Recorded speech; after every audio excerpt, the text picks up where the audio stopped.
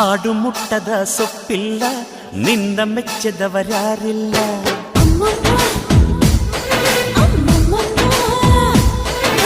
ಜೇನಿಗಿಂತ ಸಿಹಿ ಬೇರಿಲ್ಲ ನಿನ್ನ ಮುದ್ದಿಗಿಂತ ಸಿಹಿ ಬೇಕಿಲ್ಲ